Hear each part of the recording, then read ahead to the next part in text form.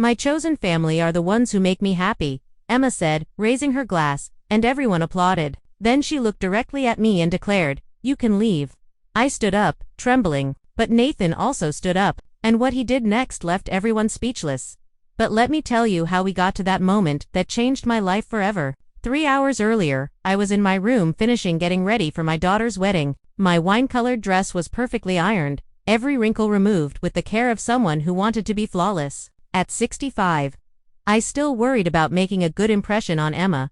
The rose perfume I had sprayed on my wrists mixed with the scent of coffee cooling on my bedside table. I had barely eaten a piece of toast for breakfast. My nerves wouldn't allow for more. Today was the most important day of my daughter's life, and I wanted to be perfect for her. As I put on the pearl earrings that had belonged to my mother, I remembered all the nights I stayed up taking care of Emma when she was little, the fevers I brought down with damp cloths, the stories I read to her until she fell asleep, the sacrifices I made working double shifts so she could study at the best university. Everything will change today, I told myself in front of the mirror, practicing my smile. Today, my daughter will see me. She will value me. The phone rang, interrupting my thoughts. It was Olivia, my younger sister. "Sophia, how are you feeling? Are you ready for the big day?" "More than ready," I replied, feeling my eyes fill with emotional tears. "I have a feeling that today everything will be different between Emma and me."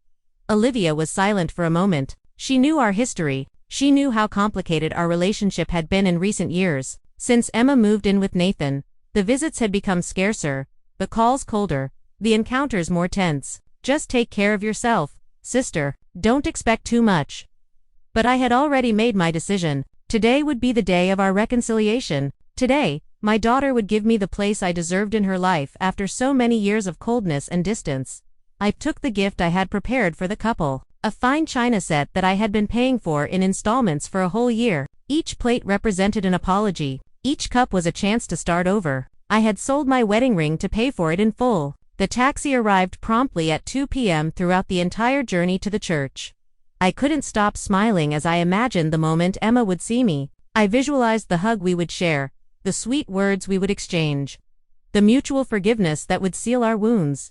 The church was decorated with white and pale pink flowers. It was beautiful, exactly as Emma had always dreamed. I had arrived early to make sure I got a good seat, preferably in the front row where she could see me throughout the ceremony. But when I approached the first pews, the wedding planner stopped me. "Excuse me, ma'am, those seats are reserved for the immediate family. I am the mother of the bride," I said with a proud smile. The man checked his list and frowned. "I'm sorry, but it says here that you should sit in the 5th row." My smile faded. The 5th row, as if I were just any guest. As if I hadn't been the one who had given my life for that child who was about to become a wife. I sat where I was told, surrounded by strangers, while I watched the first pews fill up with Nathan's friends, Emma's co-workers, people who had appeared in her life long after I had. When the music started and I saw my daughter walking toward the altar, beautiful in her white dress, with that radiant smile I had known since she was a baby, I felt my heart fill with love and hope. Surely all of this was just a misunderstanding. Surely at the reception, things would be different. The ceremony was perfect. Nathan seemed like a good man, and the way he looked at Emma reassured me. At least my daughter had found someone who truly loved her. That was the only thing that mattered, right? When the ceremony ended, I approached to congratulate them. But there were so many people that I could barely give Emma a quick kiss on the cheek. "You look beautiful, my love," I whispered. She barely smiled at me before turning to other guests. The reception was held in an elegant hall overlooking the garden. The tables were decorated with fresh flower centerpieces and candles that created a magical atmosphere. I arrived with my gift under my arm, looking for the table where I had been assigned. When I found my place, my heart sank a little more. Table number 8, at the back of the hall next to the kitchen, so far from the main table that I could barely see the bride and groom. My table companions were people who clearly didn't know anyone else, obligation guests who had been relegated like me. "Are you a relative of the bride?" an elderly lady sitting next to me asked. "I am her mother," I replied, trying to maintain my composure. The woman looked at me with surprise, clearly confused as to why the mother of the bride was sitting so far from the head table. I wondered the same thing. From my seat, I watched as Emma received congratulations, laughed with her friends, and hugged Nathan's mother with an affection I didn't remember receiving from her in years. Every gesture hurt like a small stab in my chest. When it was time to serve dinner, I saw how the waitresses served the main tables first. By the time they got to ours, the food was already lukewarm. The chicken I tasted was a disappointment, and the wine failed to soothe the bitterness growing in my throat. Throughout the entire dinner, I waited for Emma to come and greet me, to ask how I was, to include me in the family conversations. But she was too busy attending to everyone else. I was invisible on the most important day of her life. When it was time for the toasts, my heart quickened. Maybe now, during her speech, she would mention me. Maybe she would thank me for everything I had done for her, for all the sacrifices, for all the love I had given her. Nathan spoke first. He thanked his parents, his friends, his co-workers. He talked about his new family, about the dreams he shared with Emma. It was a beautiful speech full of love and gratitude. When he finished, everyone applauded excitedly. Then Emma stood up. She was radiant, her cheeks flushed with emotion and perhaps from the champagne. She took the glass and smiled at all the guests. "I want to thank all the special people who are here with me today," she began. "To the friends who have become siblings, to the colleagues who have become family." My breathing quickened. Here it came. Here she would mention me. "I've learned that family isn't always the one who shares your blood," she continued, and I felt something break inside my chest. The real family are those people who choose to be with you, who support you, who make you grow. The words hit me like stones. Every sentence was a rejection. Every smile of hers was a slap in the face to everything I had been for her. "My chosen family are the ones who make me happy," she said, raising her glass higher. And all the guests applauded enthusiastically. "Those who celebrate my achievements without envy, who push me forward without judging me." I kept waiting, clinging to the last hope that maybe at the end of her speech there would be a word for me, a single word that would justify my presence there. But then her eyes met mine. For the first time all night, she looked directly at me, and what I saw in that look was not love, not gratitude, not even indifference. It was pure contempt. "And I also want to say," she continued without taking her eyes off me, "that there are people who don't deserve to be in this special moment. People who only bring negativity and bitterness into our lives." The hall fell silent. All faces turned toward me because it was obvious who she was referring to. My face burned with shame, but I couldn't move. I couldn't breathe. "Mom," she said finally, and that word I had longed to hear sounded like a sentence. "You can leave." The silence that followed was deafening. 200 people looked at me, some with surprise, others with morbid curiosity, some with pity. I felt like the world was collapsing around me. My hands trembled as I placed the napkin on the table. My wine-colored dress, which I had ironed with such care, now felt like a ridiculous costume. I stood up slowly, with all the dignity I had left. But then something unexpected happened. Nathan, who had been sitting next to Emma, also stood up. His eyes shone in a way I hadn't seen before, and his jaw was tense with anger. Nathan rose from his chair with an expression I had never seen before. His eyes, which moments before had shone with happiness, were now filled with a cold anger that made the entire hall hold its breath. "What are you doing?" Emma whispered, pulling on his arm to make him sit down again, but he broke free from her grasp and walked toward the microphone. His black suit looked impeccable, but his face showed a determination that sent a chill down my spine. He took the microphone with steady hands and looked directly at my daughter. "Emma, before your mother leaves, I think there are a few things everyone here should know." My daughter had turned as white as a sheet. "Nathan, no, don't do this." "Don't do what?" "Tell the truth." His voice echoed throughout the hall. "Because it turns out I do know the truth about your mother." I was still standing by my table, not knowing whether to stay or go. My legs were trembling so much that I had to hold on to the back of the chair. All the guests were looking at us as if we were part of a show. "When we started dating 3 years ago, Emma always spoke ill of her mother." Nathan continued without taking his eyes off my daughter. "She told me she was a bitter, controlling woman who was always criticizing everything she did." Emma had risen from her chair and was walking toward him. "Nathan, please don't go on." "She told me that her mother had never supported her, that she had always put obstacles in her way, that she was a burden, a toxic person it was better to stay away from." Every word was like a hammer hitting my heart. Is this how my daughter described me to the person she loved? Is this how she had been talking about me all these years? "I believed her," Nathan continued, "because I trusted her, because I thought I knew the woman I was going to marry. But a month ago, I decided to investigate on my own." Emma had reached him and was trying to snatch the microphone from him. "Enough. This is our wedding." "Exactly, Emma. Our wedding. And I can't marry someone who is capable of lying like this." The hall was completely silent. Even the waitresses had stopped moving. Everyone was waiting to find out what Nathan had discovered. I went to talk to Ms. Olivia, Sophia's sister, he continued, pointing at me. I wanted to know the full version of the family story before I got married, and what I discovered left me speechless. Olivia, my sister, had spoken with him. I felt a mixture of terror and hope. What could she have told him? It turns out that Sophia is not the bitter woman Emma described to me. It turns out she is a woman who was widowed when her daughter was 12. A woman who worked 18 hours a day to raise her daughter alone. Nathan walked to the center of the hall, dragging the microphone with him. Emma followed him with tears in her eyes, but she no longer looked angry. She looked desperate. Sophia sold her house, her jewelry, her furniture, everything of value she had to pay for Emma's private university. She worked as a maid, as a waitress, as whatever was necessary, so that her daughter never lacked anything. I put my hands to my chest. I couldn't breathe. I couldn't believe Nathan knew all that. When Emma graduated from university, instead of thanking her mother, she moved to another city. She left Sophia alone after this woman had sacrificed her entire life for her.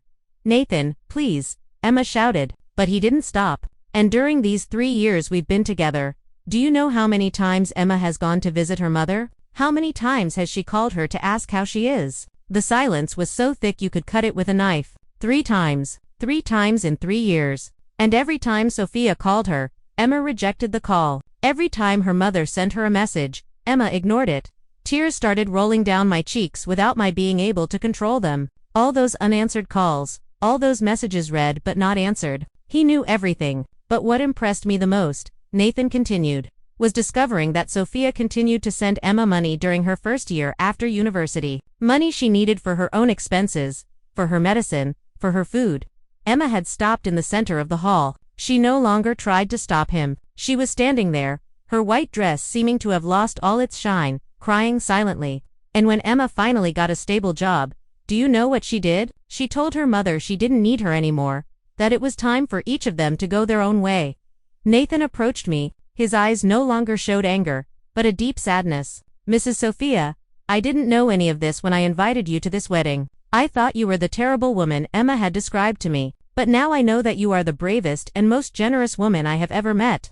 Nathan got closer to me, and his voice became softer but no less firm. The entire room remained in absolute silence, as if 200 people had stopped breathing at the same time. Mrs. Sophia, when Olivia told me your story, I couldn't believe it. She told me that you even sold your wedding ring to pay for Emma's last university semesters, that you worked cleaning offices at night after your day job, so she could study without worries. My heart was beating so hard, I thought everyone could hear it. Nathan's words echoed in the room like bells, each one more painful than the last. She told me that when Emma got sick with appendicitis in her second year of university, you went into debt to pay for a private clinic because the public doctors said she had to wait, that you stayed awake for 3 days straight taking care of her. Emma was crying now, but they were not tears of sadness. They were tears of shame, of guilt, of desperation. Her perfect makeup had smudged, and her wedding dress no longer seemed like a symbol of a new beginning, but the disguise of a lie that was crumbling. Olivia also told me that you never remarried, never had another partner, because you said your priority was to be a good mother, that you rejected 3 marriage proposals because those men did not accept that Emma was the most important thing in your life. Every word from Nathan was like a slap to my daughter, but also like a balm for my wounds. For the first time in years, someone saw my sacrifice. Someone understood what it meant to raise a daughter alone. And do you know what else Olivia told me? Nathan continued, now walking toward Emma. She told me that Sophia keeps all the photos of her daughter from when she was a baby until now, that she has a whole album of all her achievements, all her graduations, all her important moments. Emma sobbed louder. She knew it was true. She knew that in my small apartment in Portland, Oregon, there was a whole wall dedicated to her with every diploma, every photograph, every memory of her life. She told me that Sophia speaks of you with pride to all her neighbors, that she boasts that her daughter is a university graduate, that she has a good job, that she is going to marry a good man, that despite everything, you love her unconditionally. Nathan stopped in front of Emma and looked at her intently. His voice became harsher. But what hurt me the most to know, Emma, was that when I proposed to you and asked if you wanted to invite your mother, you told me that she didn't deserve to be at our special day, that she was a resentful woman who would only bring trouble. The silence grew even denser. Some guests began to whisper among themselves, but most continued to watch the scene as if it were a play. I insisted on inviting her because I thought maybe you could reconcile. But you put her at the back table as if she were a stranger. You gave her the worst seat in the entire hall." Emma tried to speak, but the words wouldn't come out. She could only sob and shake her head. "And now, in your own wedding speech, you publicly humiliate her. You throw her out of here as if she were an intruder when she is the woman who gave her whole life for you." Nathan turned to me again. "Mrs. Sophia, I cannot marry a woman capable of treating her own mother like this. I cannot start a family with someone who is capable of such contempt for the person who has loved her the most." Emma let out a cry that sounded like a wounded animal. "No, Nathan, please. We can fix this." But he had already made his decision. He took off his wedding ring and placed it on the main table. "Olivia gave me more than just information about her mother, Emma. She taught me a lesson about the kind of person I want to be, about the kind of family I want to build." He walked toward me and gently took my hands. "Mrs. Sophia, I am so sorry you had to go through this humiliation. You don't deserve this. You deserve your daughter's love and respect. You deserve to be treated like the hero you are." My tears were no longer of pain, but of an emotion I didn't know how to name. For the first time in years, someone truly saw me. Someone understood my story.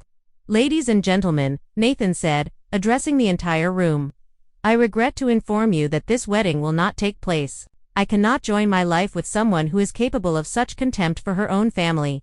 The murmur in the hall turned into a deafening roar. Some guests got up from their seats, others took out their phones to record, others just stared with their mouths open. Emma fell to her knees in the middle of the room, her white dress spread around her like the broken wings of a fallen angel. "Mom," she cried out to me. "Mom, please tell him to stay. Tell him everything can be fixed."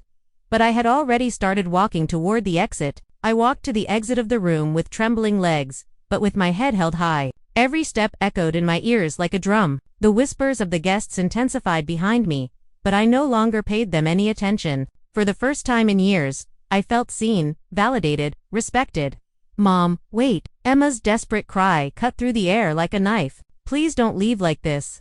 I stopped at the door without turning around. Her voice sounded broken, completely different from the confident and haughty woman who had given the speech minutes before. "Nathan, please." I heard her plead between sobs. "It can't end like this. We can talk. We can fix things." But when I turned slightly, I saw that Nathan was no longer in the room. He had left through another door, taking with him not only his presence, but also all of my daughter's hope of keeping her perfect life intact. I left the room and sat on a bench in the garden. The cool air hit my face, and for the first time all night, I could breathe deeply. The lights from the room filtered through the windows, and I could hear the chaos that had erupted inside. My phone rang. It was Olivia. "Sophia, I just got a call from Nathan. He told me what happened. Are you okay?" "I'm confused," I answered with a trembling voice. "I don't know what to feel." "Feel proud, sister. For the first time in years, someone defended your honor." "But Emma, my daughter, your daughter, just received the most important lesson of her life. And let's hope she learns it." As I was talking to Olivia, I saw some people starting to leave the room, Nathan's relatives mainly, walking toward their cars with faces of disbelief. Some of Emma's guests were also leaving, clearly uncomfortable with the whole situation. "Olivia, I don't know what I'm going to do now. I don't know how to go on after this. You're coming to my house tonight. We'll talk. We'll cry if we need to. And tomorrow we'll plan your new life." "My new life?" "Yes, Sophia. A life where you don't have to beg for your daughter's love. A life where you are valued for who you really are." As I ended the call, I saw Emma coming out of the room. Her dress was wrinkled, her makeup completely smudged, and she walked as if every step hurt her. She saw me sitting on the bench and ran toward me. "Mom, please forgive me," she said, falling to her knees in front of me. "I know I was wrong. I know I was terrible to you." I looked at her for a long moment. This woman kneeling in front of me was my daughter, the child I had held in my arms, to whom I had sung lullabies, for whom I had sacrificed my life. But she was also the woman who had just publicly humiliated me, who had spoken ill of me for years, who had made me feel invisible and insignificant. "Emma," I said, with a soft but firm voice, "do you know how many times in these 3 years I thought about calling you just to hear your voice?" She shook her head, crying. Every day for 3 years, I picked up the phone and dialed your number, but I would hang up before it rang because I knew you wouldn't answer." "Mom, I do. You know how many nights I stayed awake wondering what I had done wrong? At what point did I stop being a good mother to you?" Her sobs intensified. "You never stopped being a good mother. I was a terrible daughter. Do you know what's the saddest thing about all of this, Emma? That I had to find out from the fiancé you lost, how much you hate me. That for 3 years I thought you were just busy with your new life, but it turns out you actively despised me. I don't hate you, Mom, I've never hated you. But you don't love me either, do you? At least not the way I love you. Emma fell silent because she knew it was true. Mom, Nathan left me. I lost the love of my life because of what I did. No, Emma, you lost the love of your life because of who you are, because of the decisions you made, because of the way you treated the family that gave you life. I got up from the bench and started walking toward the street where Olivia had told me she would be waiting. Where are you going? What am I going to do without Nathan? What am I going to do without you? I stopped and finally turned to her. You're going to learn to live with the consequences of your actions. You're going to learn that love is not something you can take without giving anything in return. And maybe, if you're lucky, you'll learn to be a better person. But you're my mother. You can't abandon me. I never abandoned you, Emma. You were the one who abandoned me. I saw Olivia's car approaching down the street. It was time to go. If you ever really want to be my daughter, you know where to find me. But I'm not going to chase you anymore. I'm not going to beg for your love anymore. I've already paid too much for something that should have been free. I got into Olivia's car with my legs trembling and my heart beating so hard I thought it would burst out of my chest. My sister looked at me through the rearview mirror with a mixture of concern and pride that I hadn't seen in her eyes for years. How are you feeling? She asked as she started the engine. Like I've woken up from a nightmare that lasted 3 years. I replied, wiping the tears that were still streaming down my cheeks. During the journey to her house in Boise, Idaho, neither of us spoke much. I looked out the window at the city lights passing by like shooting stars. And for the first time in a long time, I didn't feel completely lost. Hurt, yes. Devastated by the way the night had ended, yes. But also freed from a burden I had been carrying without realizing it. When we arrived at Olivia's house, she made me a chamomile tea, and we sat in her living room with the dim lights and the comfortable silence that only exists between sisters who have known each other forever. Sophia, there's something I didn't tell you when I spoke with Nathan, Olivia began, stirring her tea slowly. What is it? He didn't just come to ask me about your relationship with Emma. He came because he was genuinely worried about you. He told me that on the few occasions he had seen you, he noticed that you seemed sad, that there was something in your eyes that didn't match the description Emma had given him of you. I remained silent, processing this information. He told me that when Emma spoke ill of you, he always felt that something didn't add up, that a woman as terrible as she described you couldn't have raised someone as successful as her. Did he really say that? His exact words were, if Sophia were really the bitter and destructive woman Emma describes, how is it possible that she managed to raise a university-educated, independent, and professional daughter? That question bothered him. I felt a strange warmth in my chest. Nathan had seen something in me that my own daughter had refused to recognize. Olivia, do you think I'm a bad mother? Do you think I did something that deserved the treatment I received? My sister put down her cup and took my hands. Sophia, you were the best mother a girl could have had. You raised Emma alone after David died. You worked day and night to give her everything she needed. You sacrificed in ways that even I didn't fully understand. So why? Why does she hate me so much? I don't think she hates you, sister. I think she fears you. She fears me. Why? Because you represent everything she never wanted to be. You represent sacrifice, selflessness, a simple life. Emma always wanted to be sophisticated, independent, modern, and in her mind, having a mother who sacrificed so much for her made her feel guilty and small. Olivia's words echoed in my head like bells. Maybe she was right. Maybe Emma's rejection had nothing to do with me, but with her own inability to deal with the guilt of having received so much love without knowing how to return it. Do you know what's the most ironic thing of all? Olivia continued, that by trying to get away from you, Emma missed the opportunity to know an incredible woman. She missed the opportunity to learn from your strength, your generosity, your capacity to love unconditionally. My phone rang, interrupting our conversation. It was a number I didn't recognize. Mrs. Sophia. The voice on the other end was a young man's. Yes. Who is this? It's Nathan. I hope I'm not bothering you by calling. My heart raced. No, not at all. How are you? Honestly, devastated, but also relieved. I wanted to call you to apologize. Apologize for what? For not discovering the truth sooner, for allowing Emma to treat you badly for so long, for not insisting on getting to know you better from the beginning. I felt my eyes welling up with tears again. Nathan, you have nothing to apologize for. What you did today, no one has defended my honor like that in years.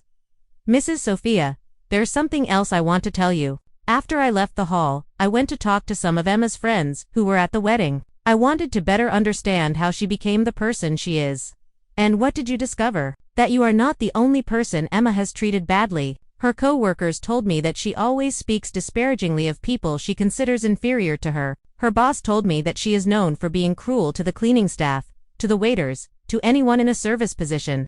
Those words hurt me more than anything that had happened at the wedding. At what point had my sweet little girl turned into a person capable of despising other human beings? I think I saved myself from marrying someone who is not the person I thought she was, Nathan continued. And you saved yourself from continuing to be emotionally abused by someone who didn't value your love.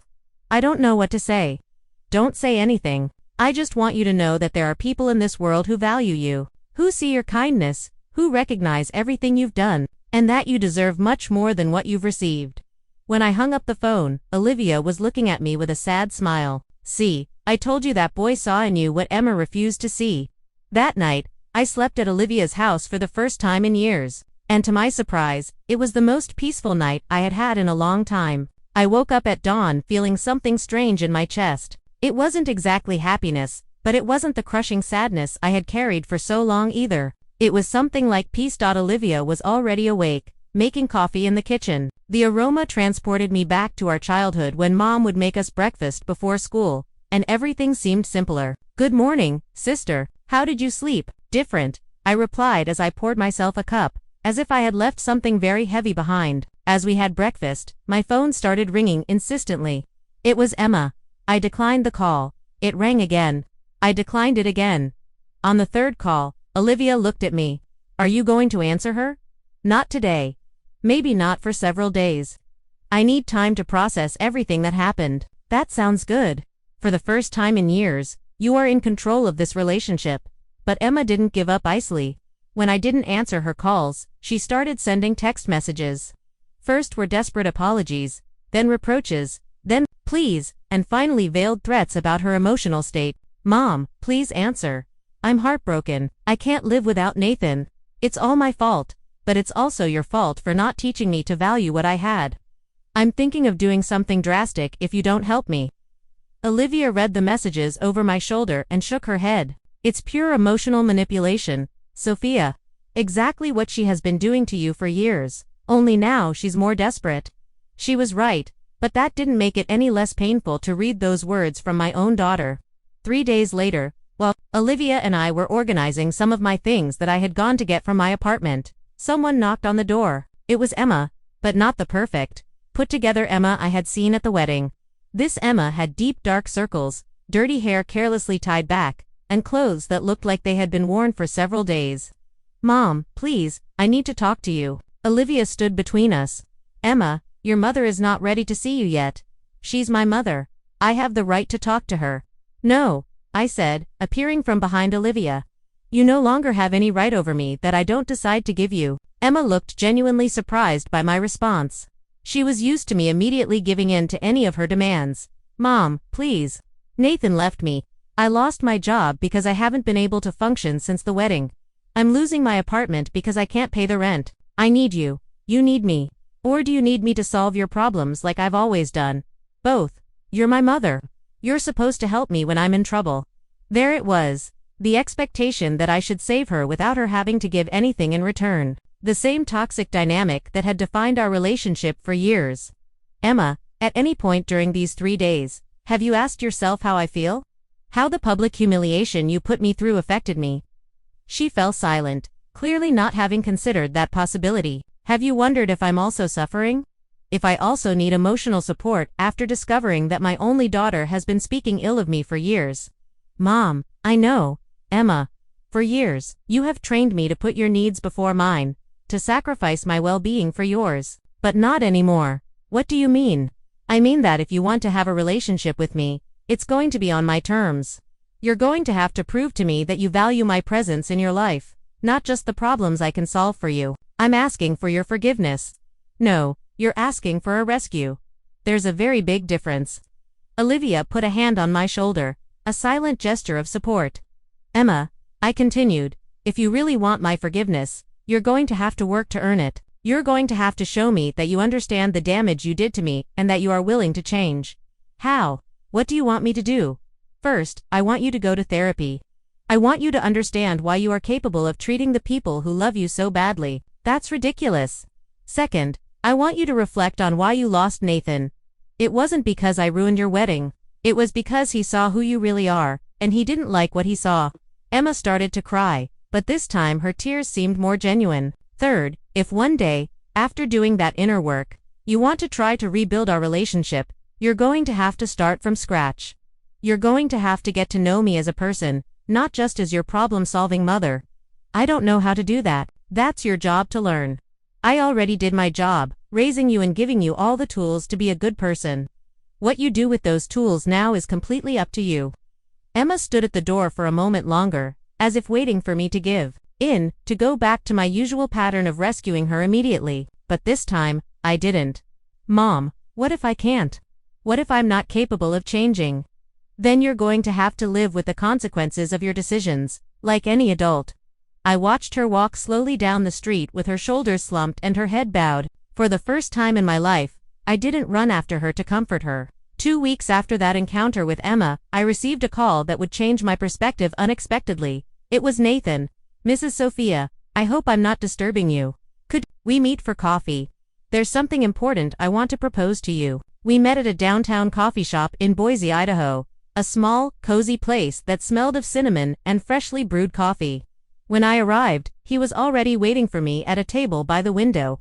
He looked different, thinner, with a neat beard. That made him look older, but his eyes retained the same honesty he had shown at the wedding. Thank you for coming, he said, standing up to greet me.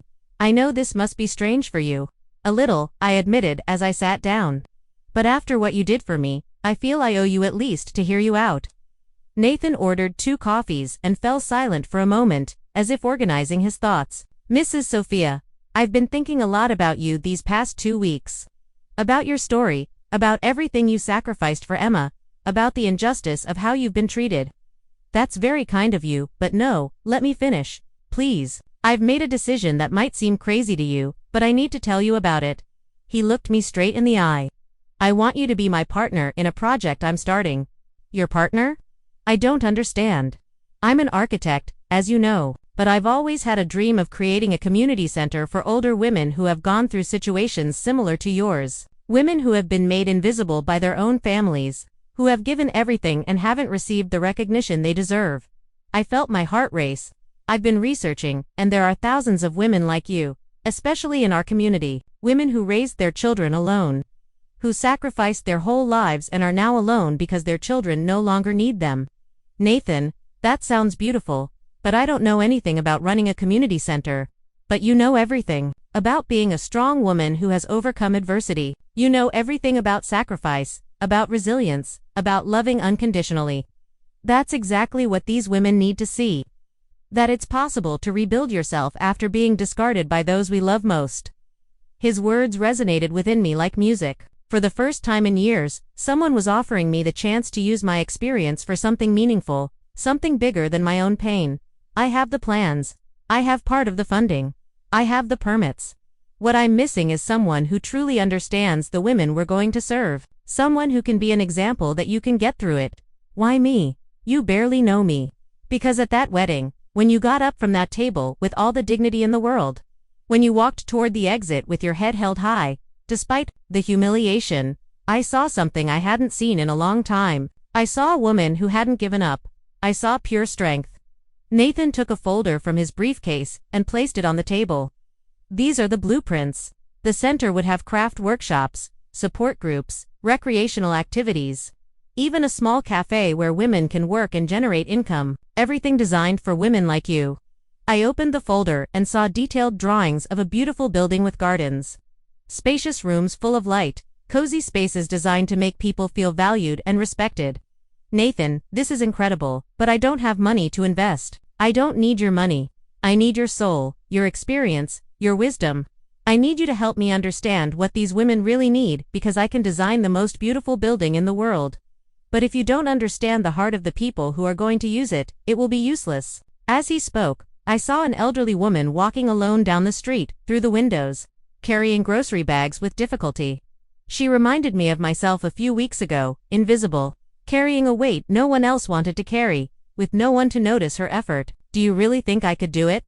Mrs. Sophia, you raised a daughter alone, worked multiple jobs, survived widowhood, maintained your dignity despite emotional abuse. And when the time came, you had the courage to say enough. If that doesn't qualify you to help other women find their strength, I don't know what would. I felt my eyes welling up with tears, but this time they were not tears of pain. They were tears of hope, of possibility, of a future I hadn't imagined. There's something else, Nathan continued. Emma has been calling me. My heart stopped. What has she told you? That she wants us to get back together, that she has learned her lesson, that she is willing to change, that you have already forgiven her, and that everything can go back to the way it was before. That's not true. I know, that's why I'm telling you, because I want you to know that regardless of what happens with Emma, you have value in yourself. You have a purpose that goes beyond being the mother of someone who doesn't value you. Nathan leaned forward. Mrs. Sophia, I invite you to use all that love you've been giving without receiving anything in return, to help women who really need it and will value it. I invite you to become the hero of your own story. I looked at the blueprints again, imagining myself in those spaces surrounded by women who would understand my story, who would value my experience, who would see me as someone strong instead of someone broken. When do we start? I asked. 6 months later, I was standing in front of the mirror in my new apartment in Boise, Idaho, getting ready for the inauguration of the new Dawn Women's Center. My reflection showed me the image of a woman I didn't completely recognize anymore. My hair was cut in a modern style that Olivia had suggested. I was wearing an emerald green dress that I had bought with my first salary as the center's coordinator, and for the first time in years, my eyes sparkled with something I had forgotten existed: purpose. The center had grown faster than we had imagined. In 3 months, we had helped 42 women find jobs, 26 had completed trade workshops, and 15 had formed a support group so solid they had become inseparable. But the most beautiful thing was seeing how each of them had recovered. Something they thought was lost forever: their dignity. Ready for the big day? Olivia asked as she entered my room. She had been my right hand in the whole project, helping me with the administrative aspects that I found more difficult. More than ready, I replied, feeling an excitement I hadn't experienced in decades. I'm excited. During these months, I had discovered talents I didn't know I had. It turned out I was good at organizing events, excellent at listening to women who needed to vent, and surprisingly effective at getting donations for the center. Nathan had told me I had a natural gift for inspiring people, and I was starting to believe him. As we headed to the center, my phone rang. It was an unknown number. Mrs. Sophia. Yes, who's speaking? I'm Rachel from the television show Inspiring Women. We would like to interview you about your community center. Your story has gone viral on social media, and we want to share it with more people. I was speechless. Olivia snatched the phone from me and scheduled the interview for the following week. Sophia, you're going to be on television, she shouted as she drove. I can't believe it, I replied, feeling a mix of nerves and excitement. When we arrived at the center, a crowd was already waiting. Journalists, city officials, women who had benefited from our programs, and many people from the community who had followed our story. Nathan was at the entrance, impeccable in his blue suit, coordinating the final details. Mrs. Sophia, he said with a huge smile, are you ready to see your dream come true? Our dream, I corrected him. This wouldn't have been possible without you. During the opening ceremony, several women from the center told their stories. Margaret, 61, spoke of how she had found work as a pastry chef after decades of being a housewife. Susan, 56, shared how the support group had helped her heal after her adult children abandoned her in a nursing home. Elizabeth, 70, proudly showed the crafts she now sold at the center's cafe. When it was my turn to speak, I looked at all those faces watching me with expectation and respect. For a moment, I remembered the humiliation I had felt at Emma's wedding when 200 people looked at me with pity or morbid curiosity. How different it felt to be seen for who I really was, instead of being judged for someone else's failures. 6 months ago, I began. My own daughter kicked me out of her wedding. She told me in front of all the guests that I didn't deserve to be at the most important day of her life. A murmur of indignation ran through the crowd. That night, I thought my life was over. I thought that without my daughter's love, I had no purpose, no value. But I was wrong. I searched for Nathan in the crowd, who smiled at me with pride. I discovered that my value didn't depend on one person loving or valuing me. I discovered that all the experience I had accumulated raising a daughter alone, surviving widowhood, working multiple jobs, I could use to help other women who had gone through similar situations. I saw several women wiping away tears. Today, 6 months later, I can say with certainty that the woman who kicked me out of that wedding did me the biggest favor of my life. She forced me to find my own strength, my own purpose, my own chosen family. The applause was deafening. After the ceremony, as I received congratulations and took photos with the attendees, I saw a familiar figure at the back of the crowd. It was Emma. She looked different, thinner, with her undyed hair showing some gray and dressed more simply than I remembered. Our eyes met for a moment. She raised her hand in a timid wave, but didn't come closer. I returned the greeting with a polite gesture and continued with the conversations. An hour later, when most of the guests had left, Emma approached. She walked with uncertain steps, as if she wasn't sure she was welcome. "Mom," she said when she was close, "I wanted to congratulate you. This is incredible." "Thank you," I replied cordially, but without effusiveness. "I've been following the project on social media. I'm so proud to see everything you've accomplished." "Proud?" I asked, raising an eyebrow. "It's interesting that you feel proud of a woman you considered bitter and toxic." Emma looked down. "I've been in therapy, as you suggested. I've learned a lot of things about myself that I don't like." "I'm glad to hear that. Mom, I know I don't deserve your forgiveness, but I wanted you to know that I now understand everything you sacrificed for me, and I understand why Nathan left me. I wasn't a good person. You weren't, are you now? I'm working on changing. I'm working on being worthy of all the love you gave me." I looked at her for a long moment. This Emma looked more humble, more real, more human than the perfect and arrogant woman I had known in recent years. "Emma, I'm glad to know you're working on yourself, but I want you to understand something very important. I no longer need your love to be happy. I no longer need your validation to feel valuable. I found my own path." "I know," she said with a broken voice, "and that's what hurts the most. That you had to find your worth without me when I should have been the one to remind you how amazing you are. If you've really changed, Emma, I'm happy for you, but our path back to each other, if it exists, is going to be long and will require much more than apologies. I understand, and I'm willing to wait as long as it takes." I watched her walk away again, but this time I felt neither pain nor guilt. I felt something like cautious hope. Nathan approached after Emma had left. "How does it feel?" he asked. "Like a free woman," I replied. "Like someone who finally understands that her story doesn't end with someone else's rejection, but that it's just beginning when she decides to write her own ending." That night, as I closed the center after the best day of my new life, I looked at the plaque we had put at the entrance, "New Dawn Women's Center, where every woman can discover that it's never too late to start over." And for the first time in 65 years, I knew with certainty that my most beautiful story was just beginning. 2 years after the inauguration of the New Dawn Women's Center, I was sitting in my office reviewing the statistics that filled my heart with pride. We had helped over 300 women rebuild their lives. We had opened 2 more centers in neighboring cities, one in Spokane, Washington, and another in Missoula, Montana. And my story had inspired the creation of a national foundation for invisible older women. The television interview had been just the beginning. Then came magazine articles, invitations to conferences, and finally, a proposal to write a book about my experience. It's Never Too Late to Start Over had become a bestseller, and the royalties had allowed me to expand our programs beyond what I had dreamed. But the most beautiful thing was not the numbers or the public recognition. It was seeing how women who arrived broken and defeated transformed into empowered versions of themselves. It was receiving letters from mothers who had found the strength to set boundaries with abusive adult children. It was knowing that my pain had served to heal the pain of others. That afternoon, as I was preparing my presentation for the International Congress on Active Aging, to which I had been invited as the keynote speaker, Olivia entered my office with a mysterious smile. "Sophia, you have a very special visitor. Who is it? You'd better go see for yourself." I left my office intrigued and headed to the reception area. There, sitting in one of the lobby armchairs, was Emma. But it wasn't the broken and desperate Emma I had seen on the opening day. This woman looked serene, with a peace in her eyes that I hadn't seen since she was a child. "Hi, Mom," she said, getting up. "I hope you don't mind me coming without an appointment."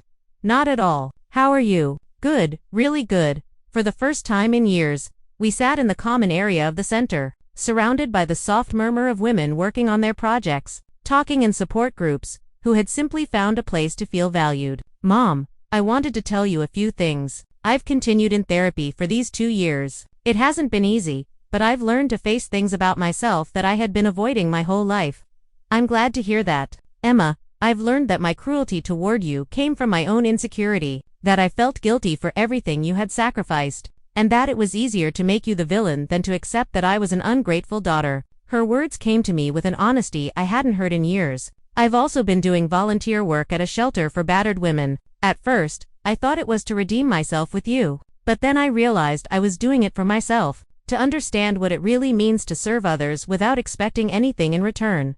And how has it been going? It's been transformative. I've seen women who have lost everything and still have the strength to start over. They reminded me of you. Emma looked around the center, observing the activities taking place around us. When I see all this that you've built, when I read your book, when I see the interviews you give, I realize that I missed the opportunity to know an extraordinary woman, not just as my mother, but as a human being.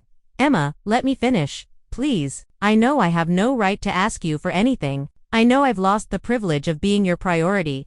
But I wanted to ask you if maybe we could try to get to know each other again. Not as mother and daughter with all that toxic history between us, but as 2 adult women who maybe could be friends. I looked at her for a long moment. In her eyes, I no longer saw the arrogance or contempt I had seen for years. I saw genuine vulnerability, real humility, and something that took me a moment to recognize: respect. What happened with Nathan? I asked. He's married. He got married last year to a woman he met in a book club. She's a teacher who works with special needs children. She's perfect for him. And how do you feel about that? Happy for him. Really happy. He deserves someone who values him from day one, not someone who needs to lose him to realize what they had. Emma smiled with a sadness that seemed healed. Mom, I've learned that true love is not possessive. If I really love Nathan, I should be happy that he's happy, even if it's not with me. And if I really love you, I must respect the incredible life you've built without me. I sat in silence, processing her words. I'm not asking you to forgive me immediately, she continued. I'm not asking you to go back to how we were before, because before wasn't healthy for either of us. I'm asking for the chance to start from scratch. What would that mean to you? It would mean calling you once a week to ask how you are, with no hidden agenda. It would mean inviting you to lunch when you have time, if you want. It would mean respecting you as the independent and successful woman you are, not as the mother who must solve my problems. And what if I tell you I'm not ready? Then I'll wait. I've waited 2 years to have this conversation because I needed to be a different person before having it. I can wait longer if necessary. I looked around at this place that had become my home, my purpose, my legacy. I thought about the woman I had been before that horrible wedding, a woman who defined herself solely by her relationship with her daughter. And I thought about the woman I was now, a complete, fulfilled woman who had found her own light. Emma, I said finally, I think we could try, but on one condition. Whatever it is, that you understand that this new relationship, if it works, will only be a part of my life. It won't be the center of my universe as it was before. I have a full life now, with purposes and relationships that go far beyond being your mother. I understand perfectly, and I think it's beautiful. Really, Mom. For years, I was scared to have a mother who loved me so much because I felt it was too big a responsibility. Now, it gives me peace to know that you are a complete woman, that you can be happy with me or without me. We sat in silence for a moment, watching the women of the center who laughed, worked, supported each other. Do you know what's the most ironic thing of all? I said. What? That in order to be a good mother to you, I first had to stop being your mother and become Sophia, a woman with her own identity, with her own dreams, with a life that was worthwhile regardless of you.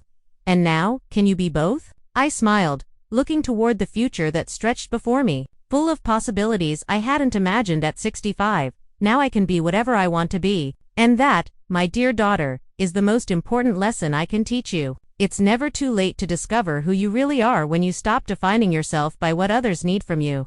The next afternoon, Emma called me simply to ask how my day had been. We talked for 20 minutes about my projects, my travel plans, my new friendships. She didn't ask me for anything. She didn't need me to solve any problems. She just wanted to get to know me. And for the first time in decades, I felt that maybe, just maybe, we could build something beautiful on the ashes of what we had lost.